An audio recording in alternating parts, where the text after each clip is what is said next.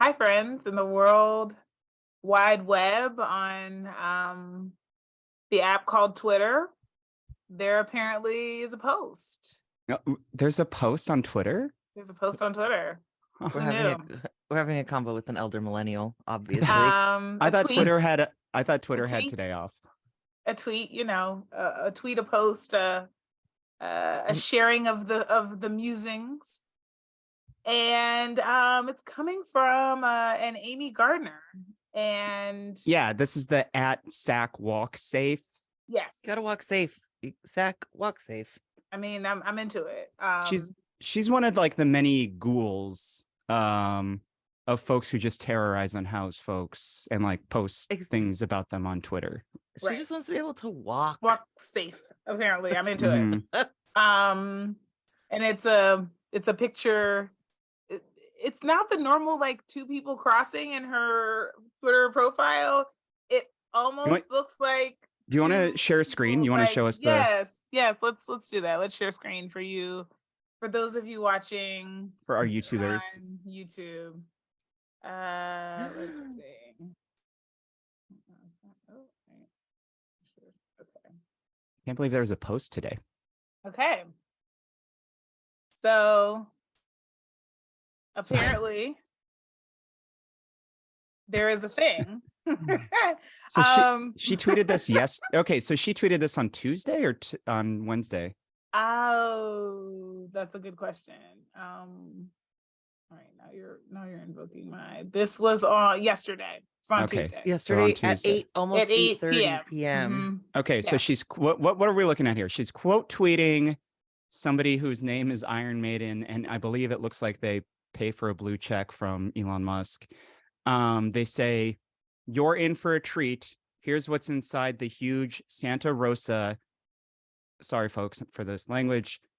Shit bum junkie encampment blocking the entire sidewalk on Division/Brannan. Better here than by my house again. And then it's like a bunch of badly done pictures of a homeless encampment, effectively.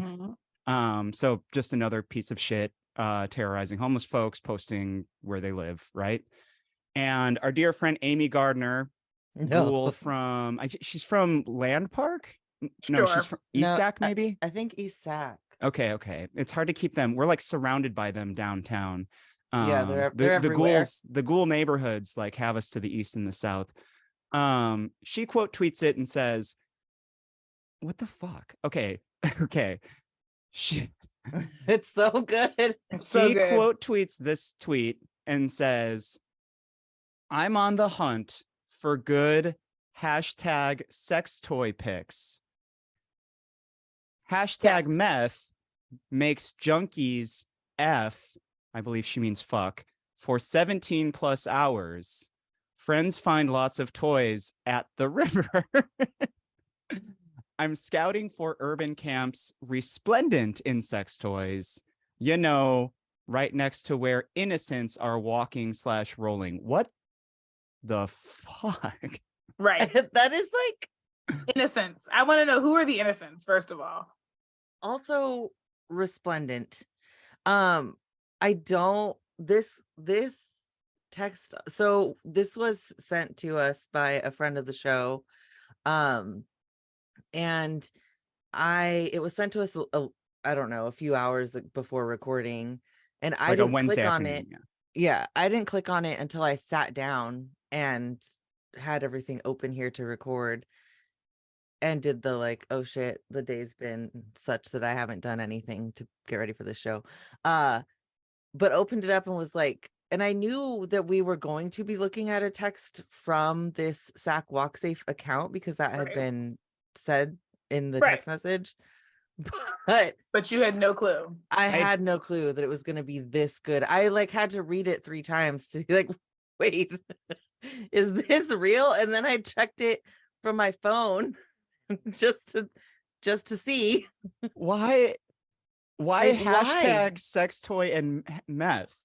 But so to make it so that when I switched from my phone to my computer, I didn't have to actually like look for her. I could just like hashtag sex toy, hashtag meth, and this is going to pop up because who else is talking about this except right. I'm on the hunt for good hashtag sex toy pics. Yep. This is just in the interest of like archiving. And these clowns get like, they listen to them at City Hall. That's my favorite thing about this. No, like, what the fuck?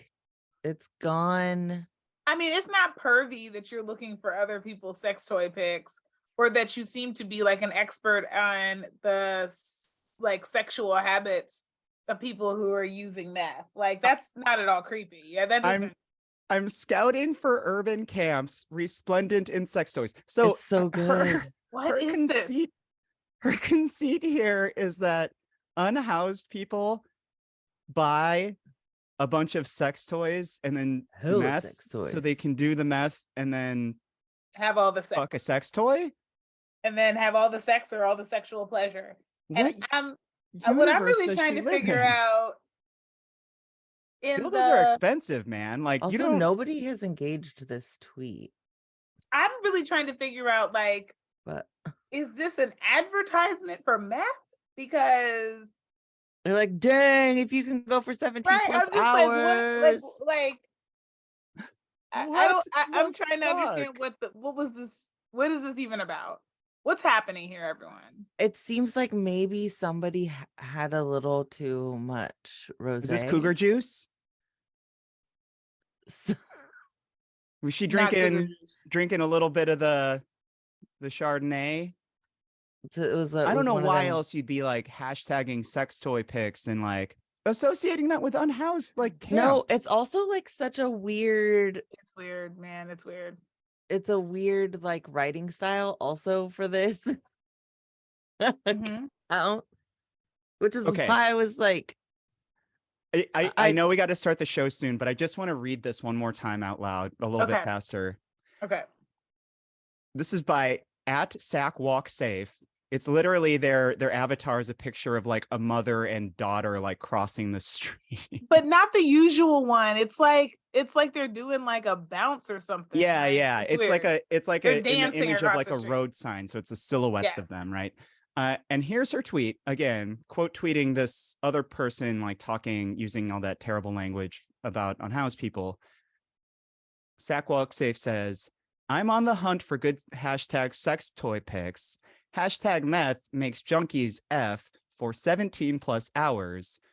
Friends find lots of toys at the river. I'm scouting for urban camps resplendent in sex toys. You know, right next to where innocents are walking / rolling." It almost reads like the AI chat bot. Oh yeah. It's just I love it. It definitely does. And I'm just waiting for her next tweet to be like, I got hacked. Well, then no, because there is a tweet that follows it, which was from today, Wednesday, 7 hours ago, that says, moving uptown, the city of Sac after concerted effort by DCR Sacramento along Alhambra corridor. Same campers, new location at 29th and C Streets. Welcome to my neighborhood. This camp starts right next to Planned Parenthood building. Okay. Like, this person is still tweeting their normal bullshit after also, this completely wild tweet.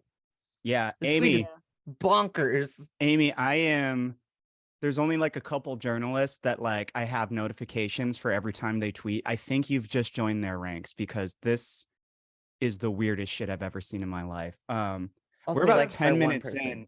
It has one like. Let's see who liked it. It was Shannon.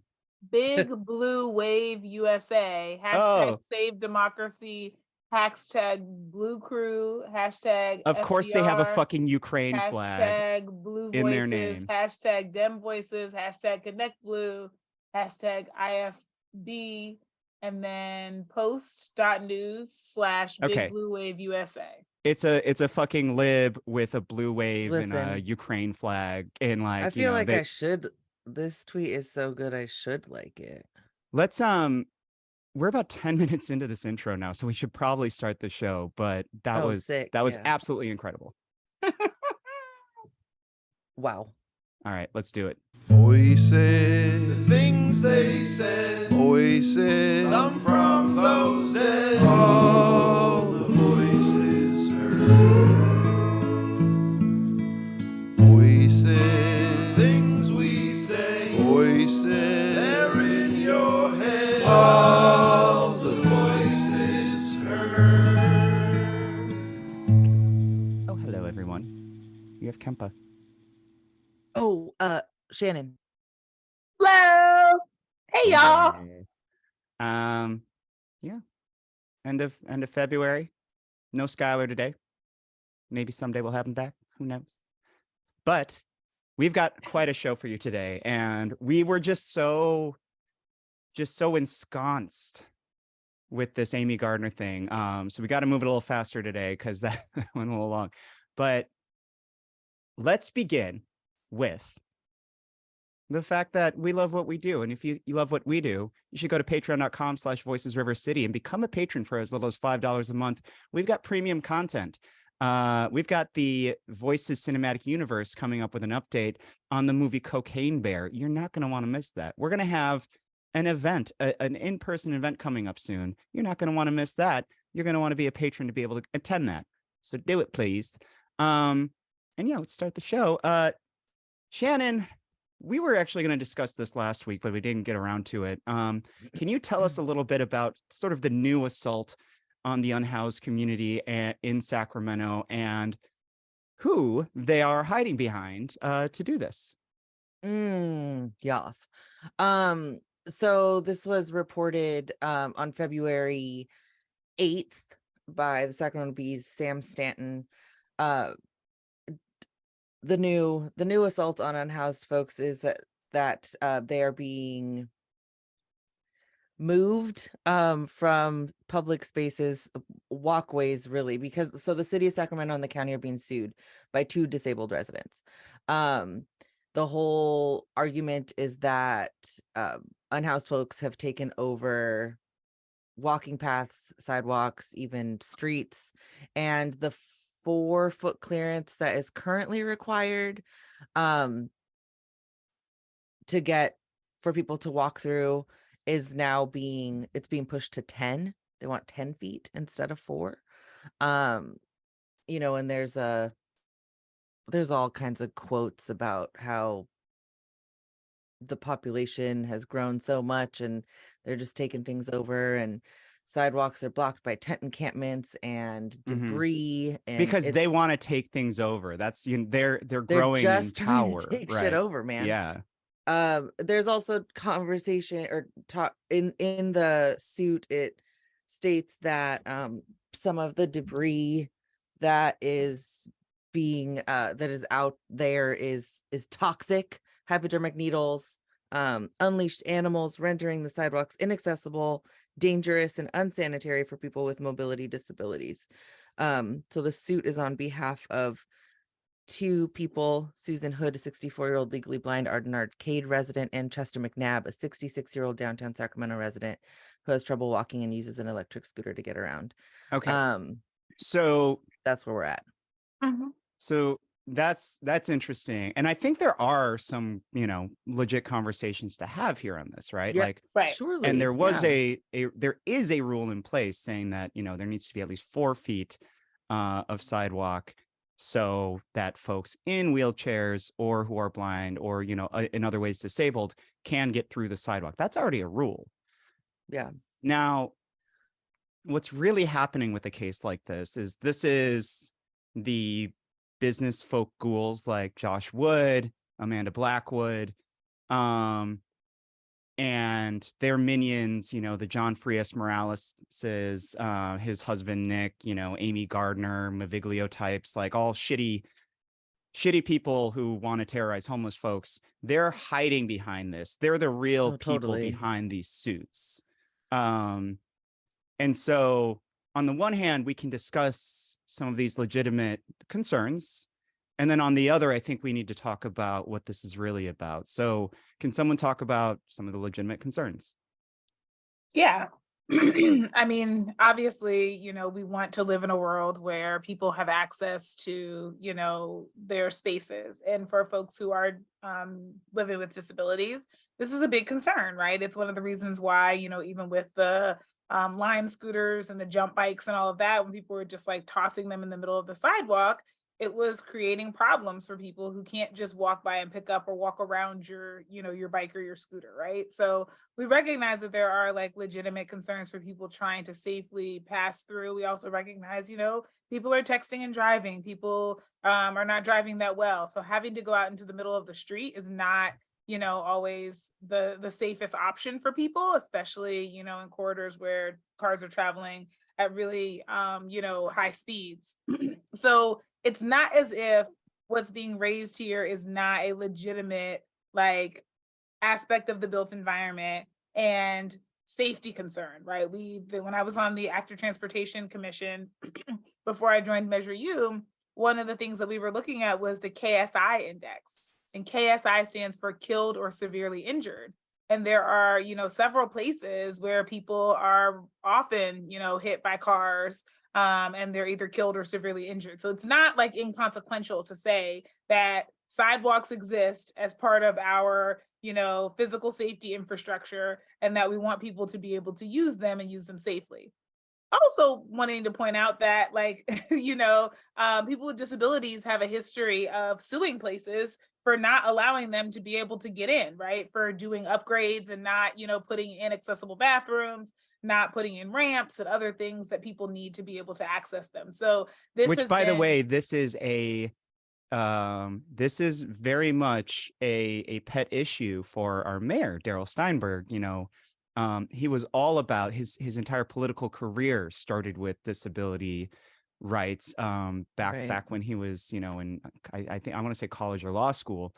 So that's kind of interesting that they would use this sort of Trojan horse to push this forward when we have a city with a mayor who really is about disability access. Yeah. And so, I mean, this is where the concept, right, that Kimberly Crenshaw coined about intersectionality really matters. And that's, the idea that like similar to, when four cars all approach an intersection at the same time, right? There's not a clear right of way in terms of who goes first because you all arrived at the same time, right?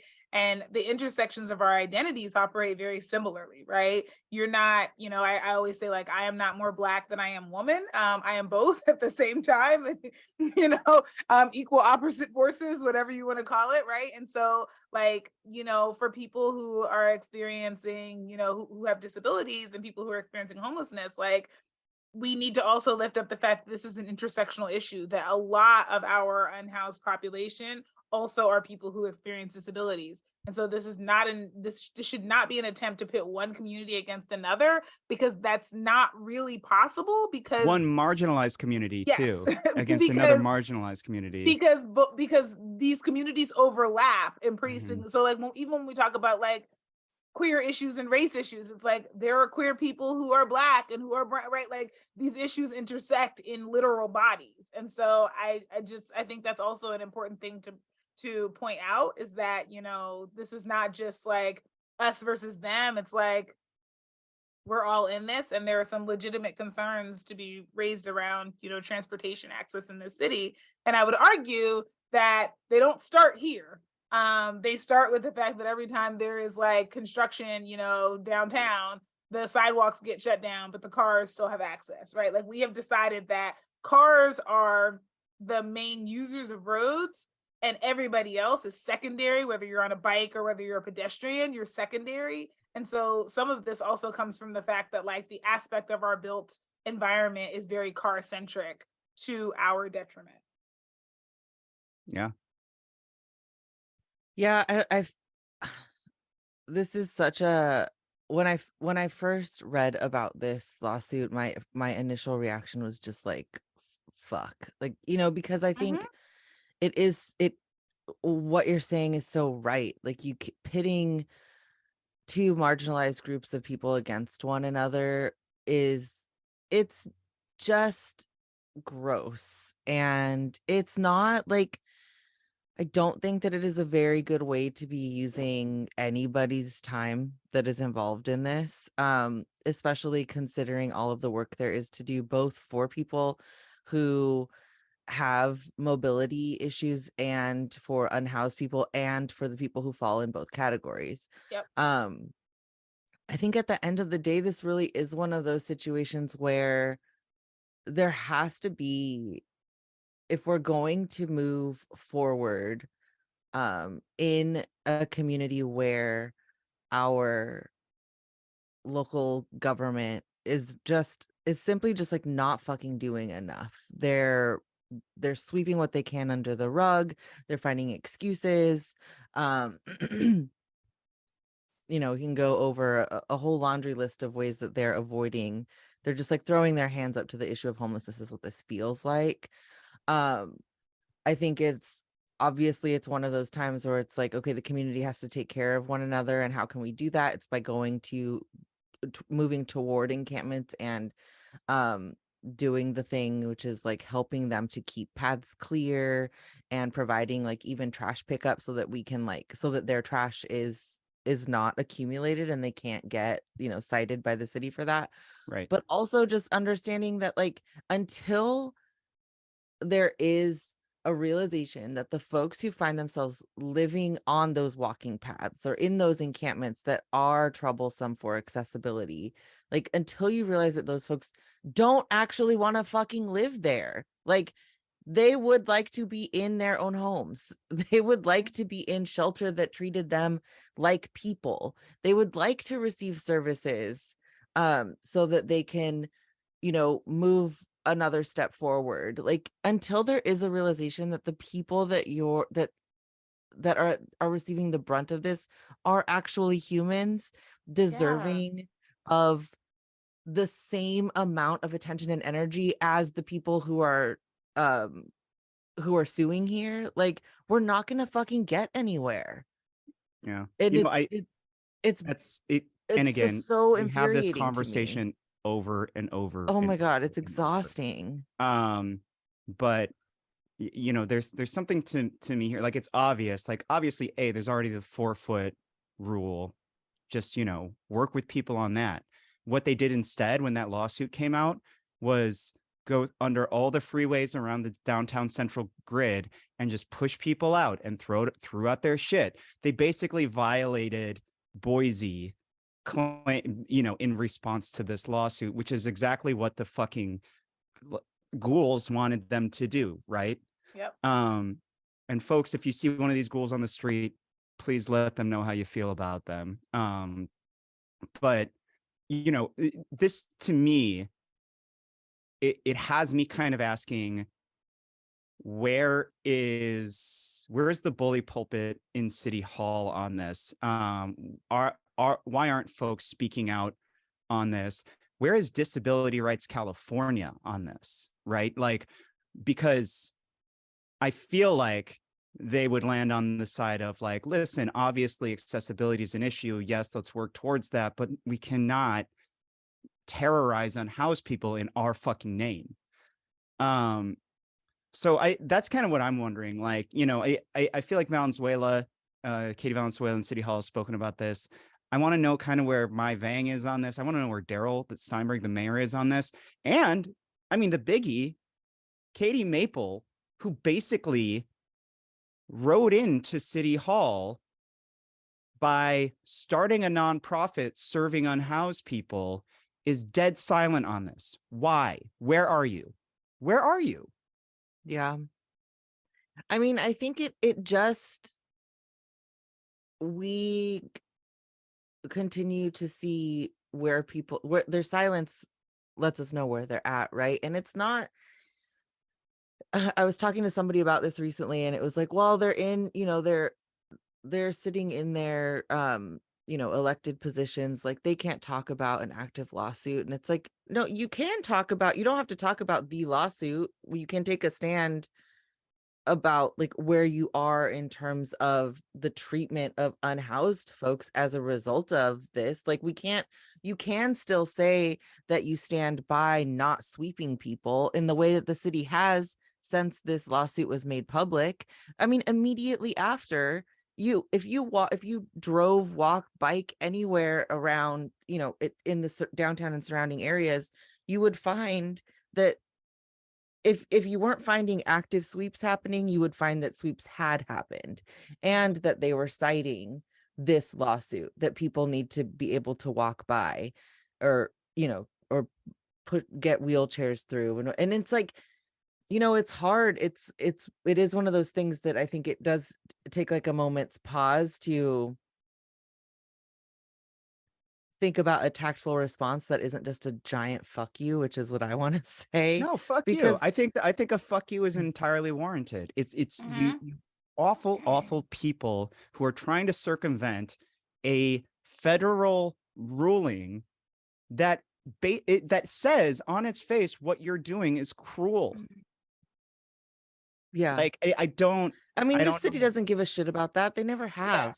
Yeah, I know. That's why fuck you is the only response at this point, because fuck you, because they're not going to listen to anything else. There's no reasoning with them. I'm not talking about reasoning with the city. Jesus Christ. Like, those guys are long fucking gone. Yeah. Sorry, I'm getting riled up.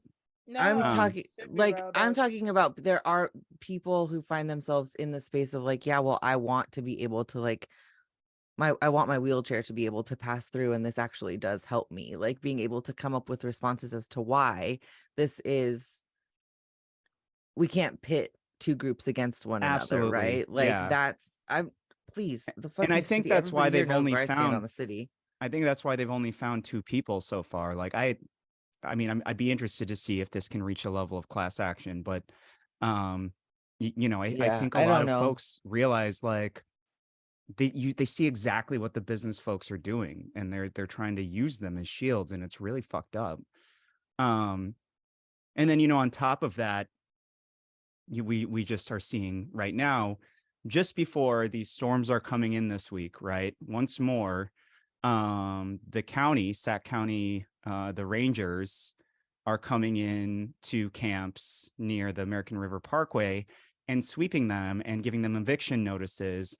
And they're using the ruse of, oh, well, there might be flooding to get people away from the river, just like our city manager did. They're taking a page out of Howard Chan's book. He tried to shut down the Miller Park camp, which was doing amazing work, which got people housed. Now they're trying to do that to these other camps, and do the same thing, so they can terrorize folks again in like just right in the face of the Boise ruling, and claiming that it's about public safety, public health, blah blah blah. When it's like they went down to the island, right? Most of us know the island. There's around 15 people there, all elders. And our point person Twana down there said that they've all got eviction notices.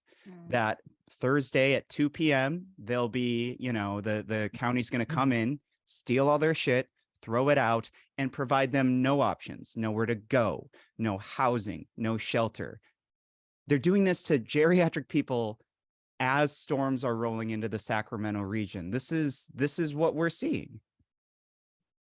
I mean, there is no, like, when it comes to sweeps, when it comes to terrorizing unhoused folks, if you're willing to do it, you're willing to do it regardless of what the weather is forecasted. I mean, let's not forget what the storms when shelters were not opened up and people died outside. Absolutely. Like, we live during a time where unhoused folks just, as far as local government is concerned, they're not worthy of. No, they just die. Yeah, it's the one cost less of doing person, business. like it's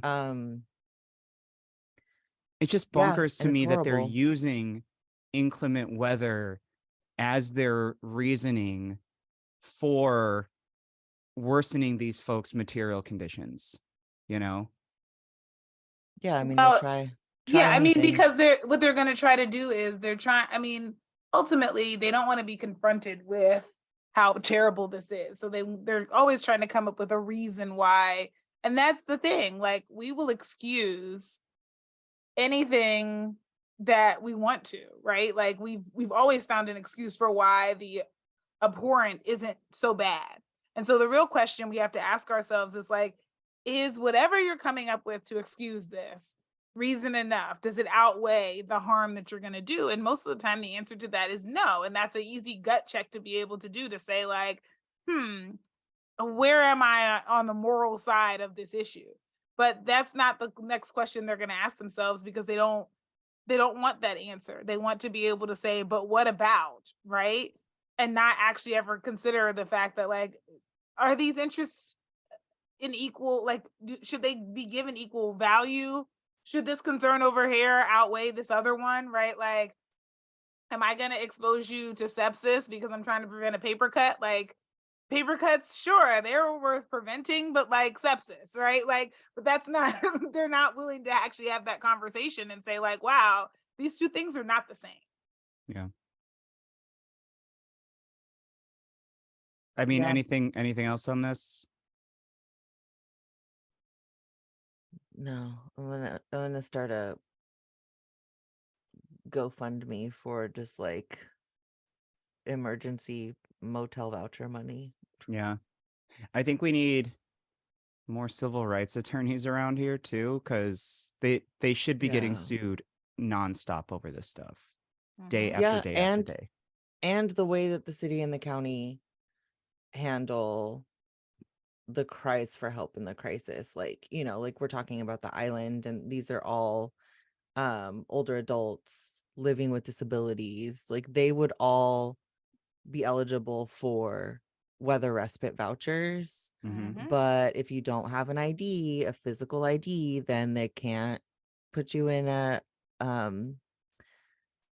motel, because the motels only take ID. You know, like, I guess the point is that there are just so many fucking barriers, and the barriers start and end with the local government that says they give a shit.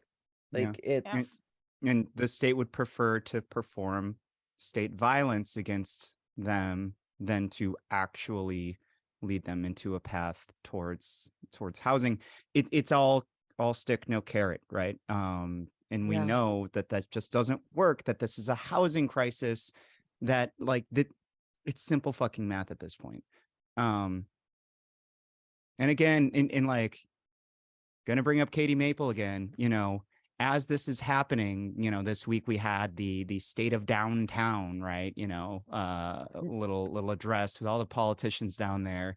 Where is Katie sitting, right? I don't know if you saw this picture. Sure did. Right between Senator Ashby. Angelique Ashby, the most anti-homeless person that the dais has seen in at least a decade. And then to her other side, the city manager, Howard Chan, who actively goes out and tries to terrorize these folks. It's a very unsettling thing. I mean, folks, you remember why you voted for Katie.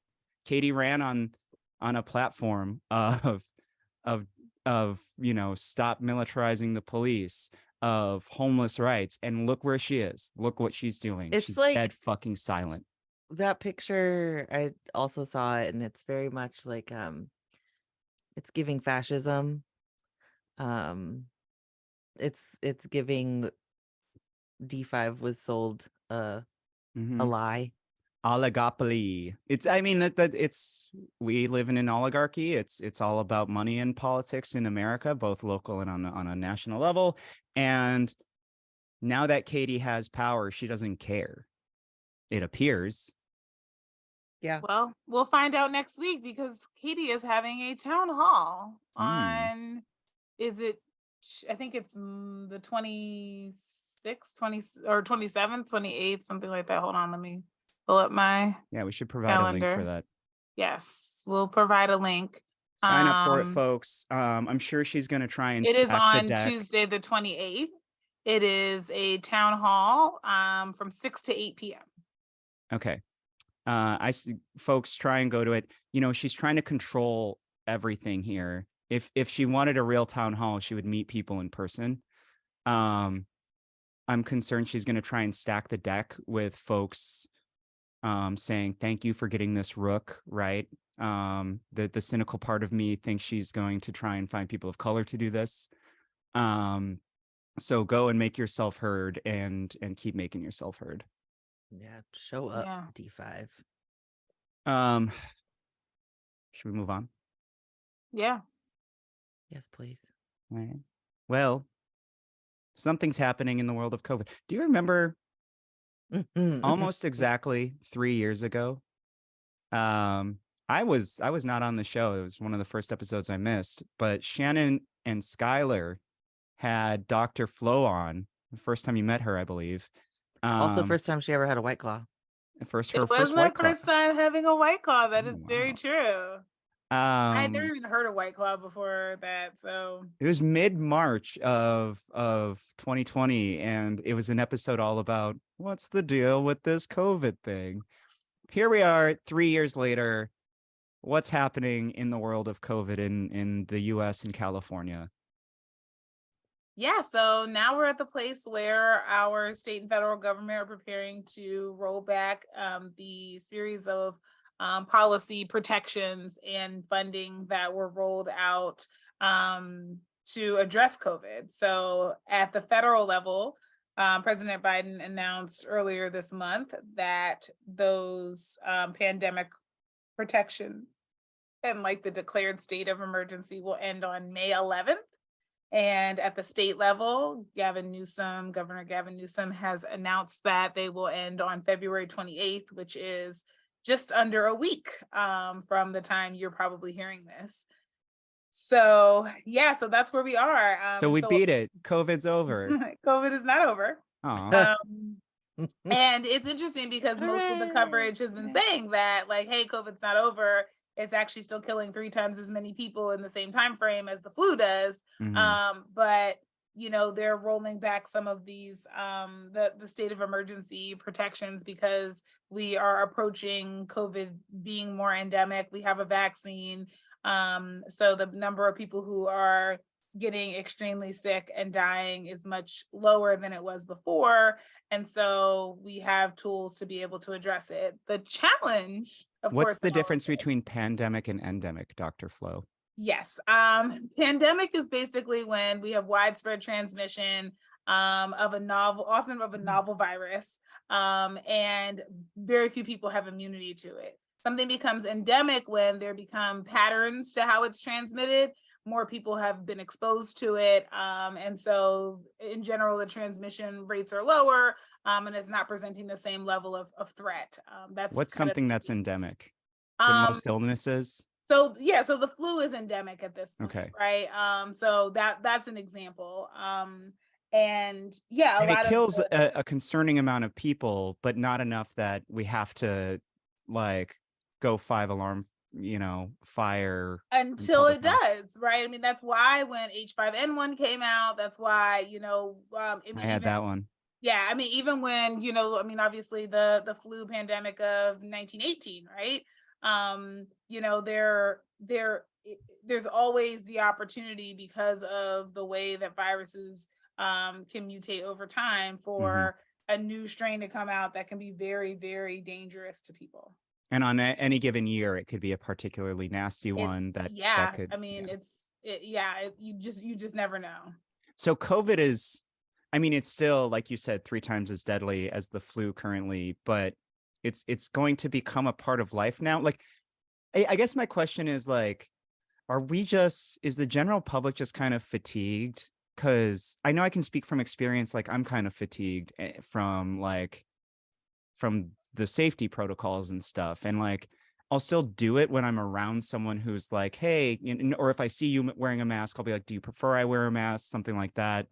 But I find I'm nowhere near as careful as I was a year ago. Yeah. I even think that like the social cues around it are funny because I'm like, I get why people ask, do you want me to wear a mask? But I'm also kind of like, I don't know anybody who's wearing a mask would be like, no, please don't put on a mask. So like, if you want to put on a mask and you see somebody with one on, just put it on. Like, because it creates. I think you said that to me actually a couple months ago. Like, it's fine.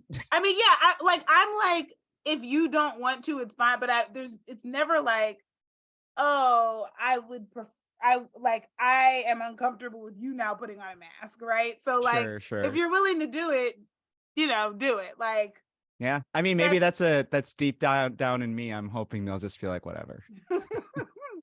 But yeah, so I mean, some of the protections that we put in place early on were more extreme, right? We had things shut down, and we were, encouraging people to stay away from each other and all of that. And at this point now, we're certainly not telling people to stay away from their older relatives and things like that, unless you are sick or, are going to present like kind of a known hazard to them.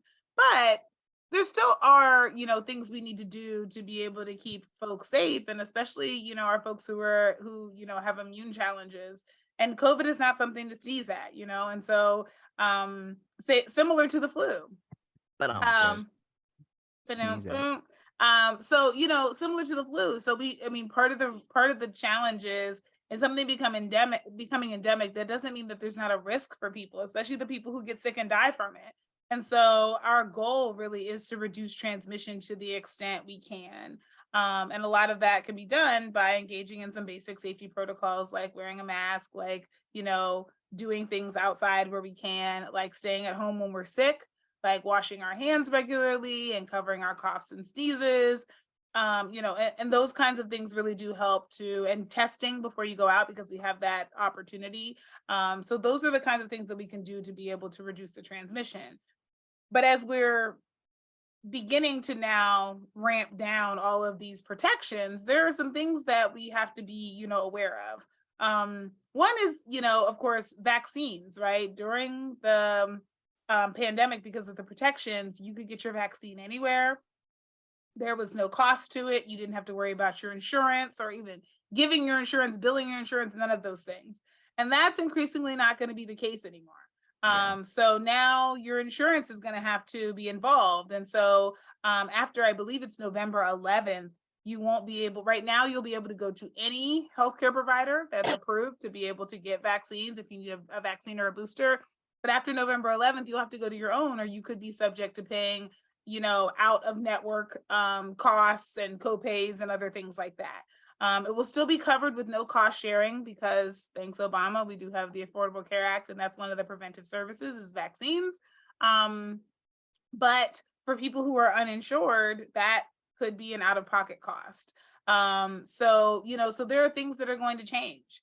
And right now you'll be able to go into pharmacies and things like that to get vaccines. I'm assuming that will probably be it'll be like COVID and flu will be the things you can get like at your Rite Aid, CVS, Walgreens kind of situation. But it remains to be seen, how that's going to play out. So a lot of it is going to be around the financing.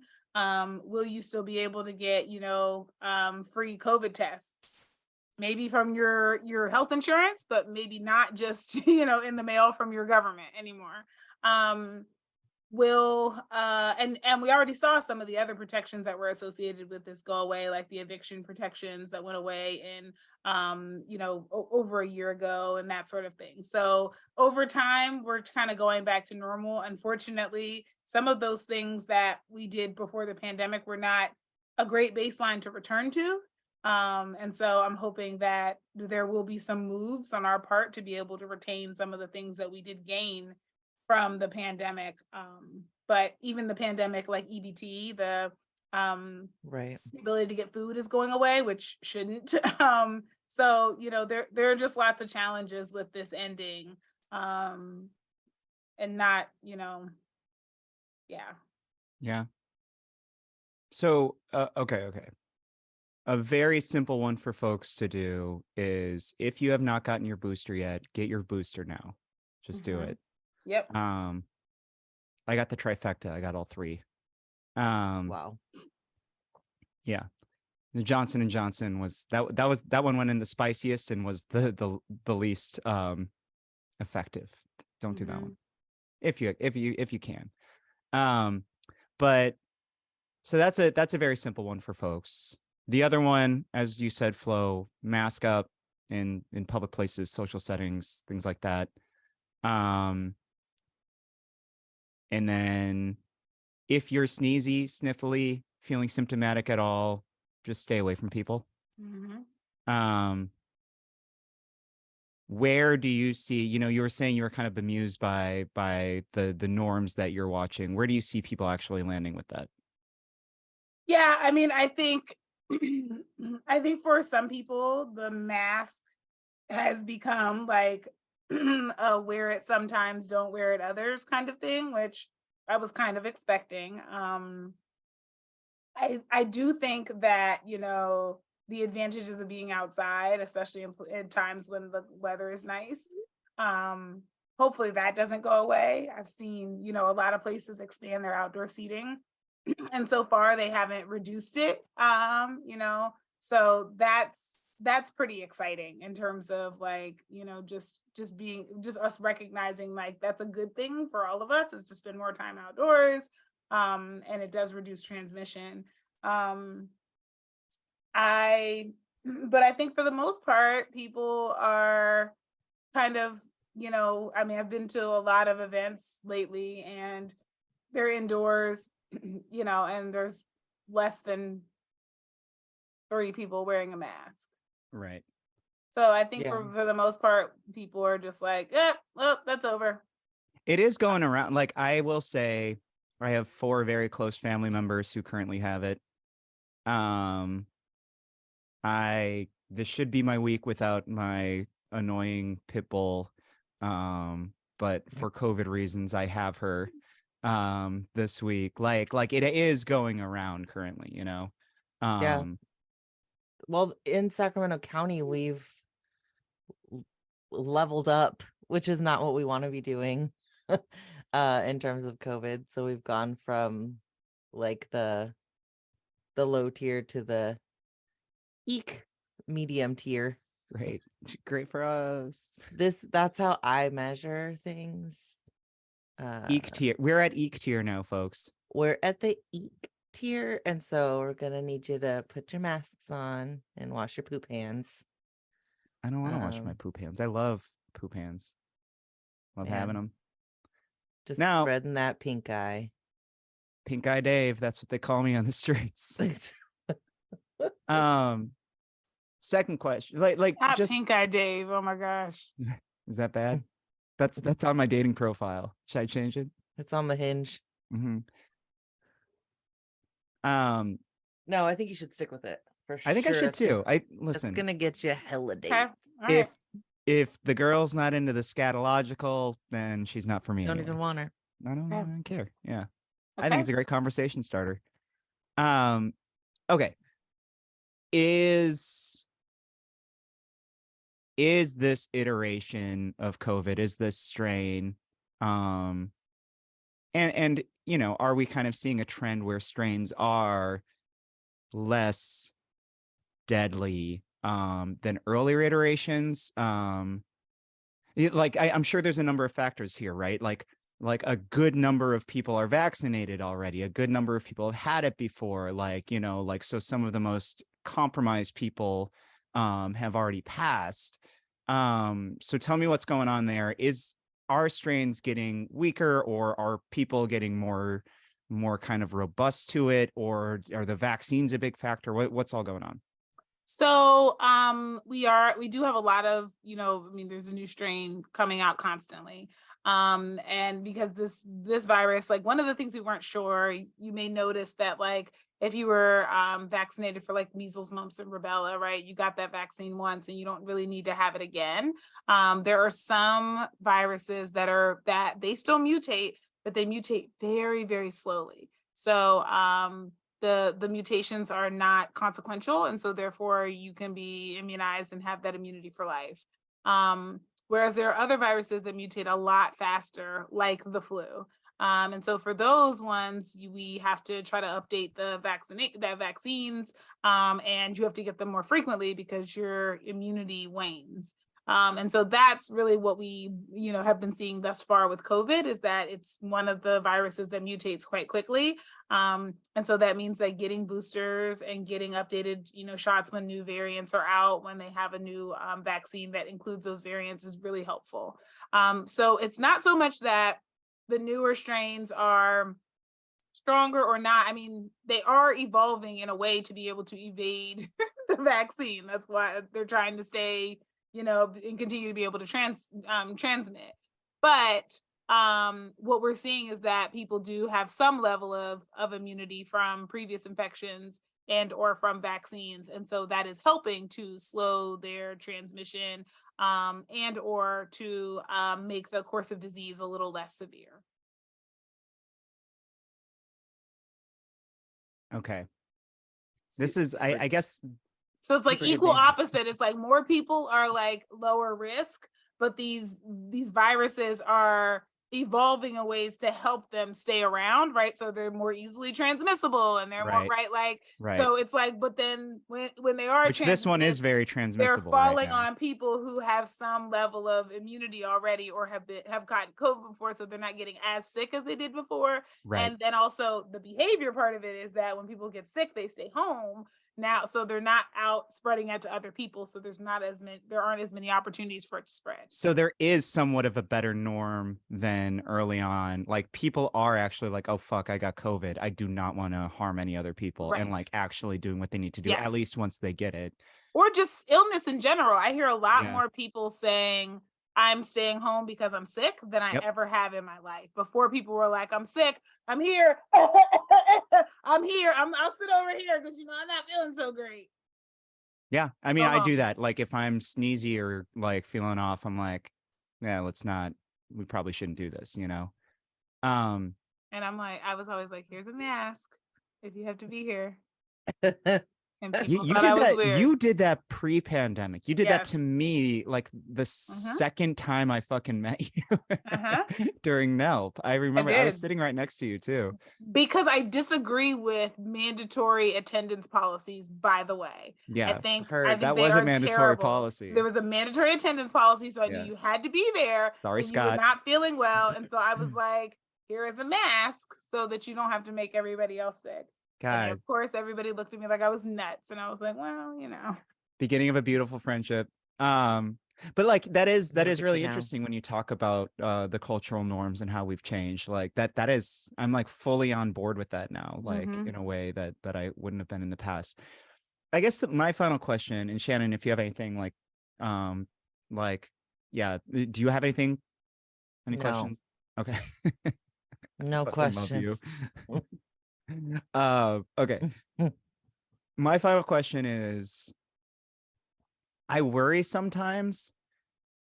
I guess I as in all of this, especially the last 2 years or so, we're always kind of like trying to figure out, every person is trying to figure out where they land on like the scale of what they're willing to be comfortable with, where, what they're willing to do or not do.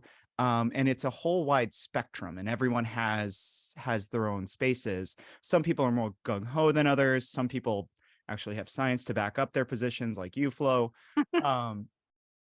But I do kind of wonder, because I have got many people I love on way over here that are like, I think they're kind of traumatized by the last few years, and they're still not fully like ready to be around people, right? Like and like that's a whole hard thing. And I'm not over on that side. And then you've got like, the bumpkins that claim that it's like a whole, it's made up or whatever, and the yogis, and like it's a fun little diagram of people over there, the Q types, who are just like, no, open everything up, fuck this, like this was all a lie, you're gonna die from your shot. I worry that like where I am like a little lax, it's like, am I closer to the Q folks? Like No, and like final question what is like, should we feel bad about loosening up personally? Like where should we land on that? I think everybody has to make these choices for themselves. And I think the part about being, a good person in this regard is honoring other people's boundaries. So if you have people in your life who are immune compromised, and they say, hey, I am only doing outdoor gatherings, go to their outdoor gatherings and have your own. And if you're hosting one, think about having an outdoor gathering at least one time during the year and invite them, right? Like, so that they're not socially isolated and they're only getting invitations that cross their personal boundaries, right? Like, you care about them, so consider doing things that you know are inclusive of them. Outdoor walks with that friend. Outdoor walks, outdoor, like you're having a group of people sit around in the backyard around a fire, invite them, right? Because that's something that they can safely do. And then when they invite you, go to that thing, right? And so I think it's not so much that you have to live by the same rules as other people, but I think in terms of being in community, it's honoring other people's boundaries and their reason for their boundaries, right? And so I really, like, my thing is, like, I know that, the most high risk thing I do 5 days a week is go to a gym and breathe heavily in the company of strangers. I love going to the gym and just breathing heavily. So I'm not even working I wear out. I'm just I'm looking at people breathing heavily. I just stand really close to people and go. See, so I wear a mask while I'm at the gym, and I just never stopped, right? Because you wear a mask while doing Orange Theory? Yeah, I do. Good Lord, Flo. I have a little plastic thing that goes underneath to keep the mask off my face, and and that sounds worse. I would okay. And but I've been doing it for so long now that it's not even like, at first it was like a thing. I had to like get accustomed to it, and now I've been doing it for like 2 years. So I'm just like, whatever. I forget sometimes it's not even on my face. But I do that because I've made the like adjustment that like I want to go to the gym, and that the risk of not going to the gym in terms of my health and well-being, my mental health, my physical health, and my well-being is so much higher than my risk of COVID. And so I'm trying to kind of like eliminate the risk there. But then I do wear a mask in other spaces because I recognize that I am engaging in a high risk activity, even if I am wearing a mask. And so I'm really conscious of the fact that like I could be the vector of disease for all these other people I'm around. So that's why I try to wear a mask more and do more things outside, because I recognize that. And so I think a lot of it is just being mindful of other people's boundaries and really being considerate of like, you have a group of friends and you all get together and it's cool and you all are just like mask free, awesome. But if you know you have a friend who doesn't feel that way, then consider wearing a mask when they're around. Consider like doing things that make them comfortable. Like let's just be like, let's not go sneeze in grandma's face, Yeah. I wish Dr. Schuyler were here because I bet he'd have some good advice. Like, like get a bathtub vaccine. Well, I was gonna say that one of the ways that the pandemic is almost 3 years old and I have not had it yet. And I think that's incredible. I'm like one of those people, like Nate and I haven't had it, where those people I haven't either, and I'm scared. Flo, you're not. Yeah, I mean, you'd like. It makes sense that you don't know. Like I went to work. Hey, you know what you're doing. I mean, I know you went to work every day too, but you're like working in your house and you're an epidemiologist and you're wearing a mask. Shannon's around so many people. Like that's impressive. I don't know if you heard that I just like to stand really close to people's faces and breathe on them heavily. Yes.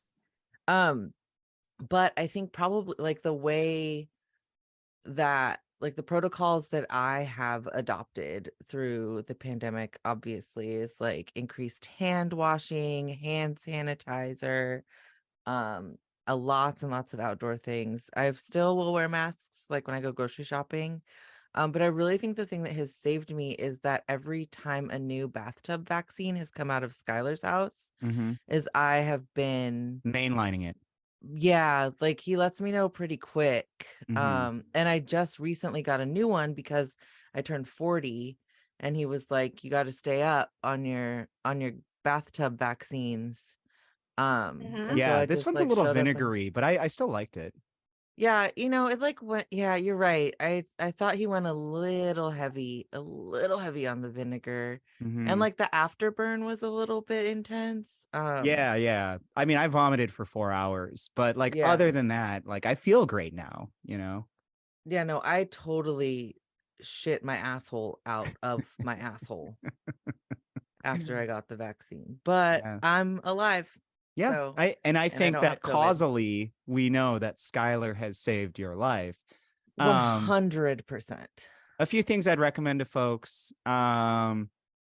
if let's say you're spitting in someone's mouth, make sure somebody with COVID hasn't spit in your mouth recently. Right. Well, all right then. I was not ready. What else? What's some other good advice here? I out here like sharing our kink today, huh? Doing cocaine with friends. Bring your own dollar. Bring your own bills. Yeah. Don't share 100%. bills. What else? What else? What else? I guess those are my two biggies. That's what I've been doing lately. I mean, maybe just like stick to blowjobs. Yeah. Because then the dick's not gonna sneeze on you. Yeah. Correct. Do you have something to add, Doctor? Wow. Wow. Okay. Totally sex Stay positive COVID here. free in 2023. Everybody should have amazing and wonderful sex. Yes. But let's also be mindful of the fact that wear a mask when giving a blowjob. Safe sex is important as well. And so, wear a mask when you're missionary. Yeah. I would actually probably suggest that you just take a COVID test. Even in doggy style, find a way to face away from both of each other. If you just wrap yourself in saran wrap. There we go. Whilst humping. Yeah. I appreciate that everybody problem solved. Fucking okay. I appreciate that everybody is like waxed and vaxxed, but I just want to remind folks that, safe sex is healthy sex. And so we want to make sure we're using dental dams and condoms and getting routinely tested for chlamydia, gonorrhea, syphilis, also HIV I forgot testing about those. If you're high risk. HPV is actually the most prevalent sexually transmitted infection. It can also cause cervical cancer in women who are or people with cervixes who are exposed. Much more rarely, it can also cause penile cancer. So get that. There's a vaccine for that too, folks. Get that one. There is a vaccine for that. Gardasil. So just while you're having sex, be safe. That's all. Have some fun. Have some good sex. Have some consensual sex. Have some amazing sex. Have all the orgasms you can find. But also have some safe sex. Yeah. Anything else we want to add? Sex is physical activity, so Yeah, let's work it out. It's good for your mental health, but make sure you set your Apple Watch to a workout before you go humping, so that you get your calories and stuff. Some of them points. Get them points. Beat that physical activity challenge. Get that green circle circled. Put it on your dick and get your steps in on it. Then. Right? Oh my God! Has anyone ever put an Apple Watch on their dick whilst I'm sure someone while they're stretching it to hard-hitting questions this week. I want to know. I would like to see the study of an Apple Watch on a dick whilst it is being stretched. At this point, I don't think you'd have to even pay people to sign up for that one. You just have to recruit. Apple Watch on a dick. Yeah, I mean, I'm not buying people Apple Watches to wear on their dick. No, you could just recruit people who already have Apple Watches to put them. Oh, Apple Watch on a dick. I can walk twice as quick. Not the Reading Rainbow. That's so good. My childhood. No. What? Come on, it's my childhood. You couldn't have found a less wholesome song already? No, because it works so well. Apple Watch on a dick. Apple Watch on a dick. You gotta look. Yeah. Oh God. All right. So the folks who stayed this full episode are really gonna get some real Easter eggs. Tips. And we're gonna have to put a disclaimer at the beginning, for those of you listening with children, don't. Do. Here's my imitation of a 6-year-old who is who's a truther about the pandemic, right? So they think the pandemic's a lie, but they're an introvert, and so they really enjoyed not being around people, but now they have to be around people because schools are open again. All right, so a 6-year-old introvert who doesn't believe that there was actually a pandemic. I missed the pandemic. Eh? You're hilarious. Not a pandemic joke. I love pandemic. I missed the pandemic. Yeah, we got it. Yeah, and he misses it because he liked being alone. I love when Kempa. Is that too many elements here? Flo, you're the comedian. I'm not. I'm not an expert, but I liked it. I think my comedy instructor would say that if you have to explain your joke at the end, it probably no, well, not even just that, but like it, like is this Shahara? Do I have to reach out to her on this? Yes, you have a good premise, and you have a thing that's funny, and now you have to figure out, do you have a punchline? Okay, I thought I missed the pandemic was my punchline. The premise, like the setup was all of the explaining. But you could probably, Galifianakis did that stuff too. You could probably have a tag or something to make it even funnier afterward. Because you had to explain a lot of things to us. I don't want to go to school. I missed the pandemic. Yeah. There we go. There we go. Well, we'll figure it out. We'll workshop this. I cannot wait. So that's our show for today. I love it though. That was a good one. Okay, I'm glad I'm getting good some material. Yeah. Not as good as that Yosemite joke at your last open mic. I don't want to tell that one without that comedian's permission, but that was one of the best jokes I've heard in ages. Yeah. But let's call it. Have a good night, everyone. Good night. Bye-bye. Bye.